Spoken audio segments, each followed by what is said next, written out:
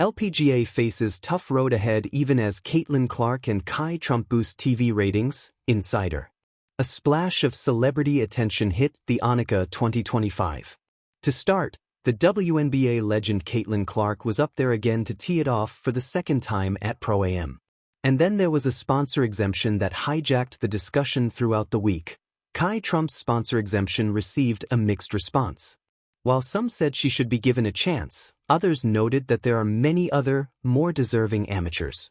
Amidst all the buzz, longtime followers were wondering what, exactly, they were watching.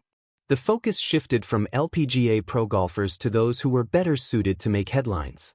While the LPGA and the Annika organizers could make this a major event, some golf analysts believe that this is not the right approach to increase the event's popularity on the LPGA Tour. Chris Solomon and Tron Carter were discussing the event on their No Laying Up podcast. Solomon inquired about the event and the sponsor exemption that dominated the entire past week. I think Annika chose Wake Forest, either junior or senior, who won her collegiate event. The Gainbridge chose someone else, and then the club, the Doyle family and the club chose Kai Trump. And listen, it generated a ton of publicity, not all of it good. Caitlin Clark was there again. But I don't think it's the kind of thing that the LPGA needs to be doing. That's not the kind of publicity that they need.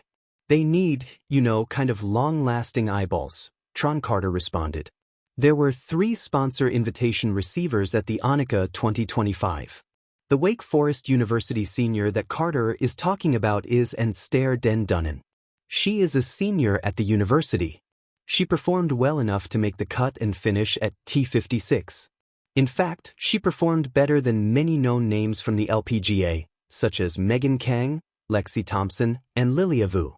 The other one to receive an invite from Gainbridge was Lauren Nguyen, an All-American from Northern University. Lastly, it was Kai Trump who got an invitation from the Doyle family. Trump carded rounds of 83 to 75 to finish 18 over par. She was last on the leaderboard, with the second worst performance being 12 over par. Despite all the good wishes and words of wisdom from Tiger Woods, Donald Trump, and her mother, Vanessa, her performance was devastating. But the organizers at the Annika are bringing in these big names to make the event popular. Yet, Carter feels that's not the publicity they should be aiming for. Instead, the headlines should be of the LPGA stars who are out there to earn as many CME points as possible to qualify for the final event. It's just tough when it's the second to last event and they're trying to make it into one of their version of like a signature event, similar to how the Founders was, and it's ladies scratching and clawing to get into the CME Tour Championship, and you've got kind of a sideshow going on, Tron Carter remarked. Chris Solomon jumped in, echoing similar feelings. I was checking scores Thursday, Friday more than I would normally, right? And I follow the LPGA, I would say, relatively closely. So that's hard to argue that that's not a positive thing, but it is hollow, right? It just feels like it is done for the wrong reasons. I don't even mean politically.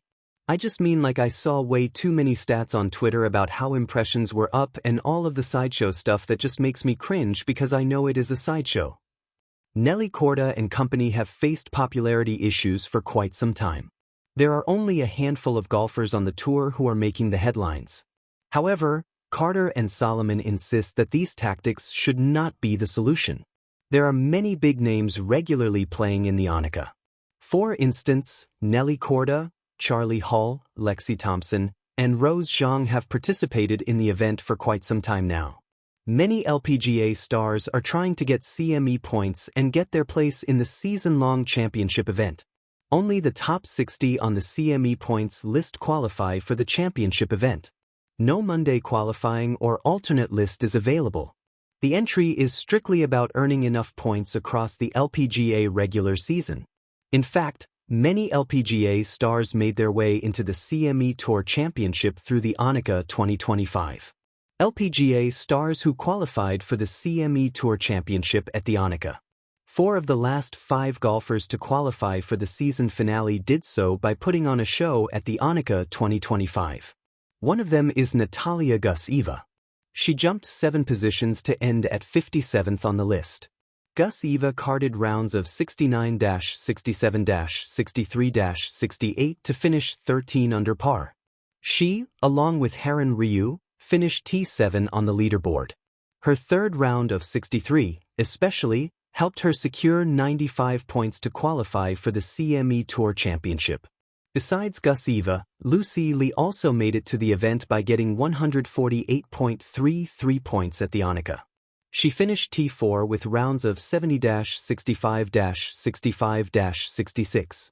This, along with her strong finishes at the Dow Championship, T6, and the KPMG Women's PGA Championship, T12, got her to 58th position on the list. "I am really excited," Lee said about qualifying for the CME Group Tour Championship. "That was the goal coming into this week, was to try to make it to next week, and so I'm really proud of myself if I'm able to be there." Brooke Matthews and Padri Ananarakarn also secured their spots at the event after impressive performances at the Annika. Matthews moved up 3 spots and finished 59th on the race to the CME Globe. Her T9 finish with rounds of 70-69-64-65 gave her 77.500 points. With her tie for 56th at the Annika, Padri Ananarakarn was the last to secure her spot for the CME Tour Championship. She claimed 4.300 points with rounds of 70-70-69-71. But there were many, including Rose Zhang, Annie Yang, Lilia Vu, Yuka Seiso, and Danielle Kong, who missed making it to the CME Tour Championship. Clearly, Tron Carter and Chris Solomon weren't happy because these LPGA stars, who performed impressively to secure their spots in the season finale event, weren't making the headlines. The LPGA had never seen a summer quite like this one. What began as a subtle spark, an idea whispered in hallways and production rooms, had grown into something seismic.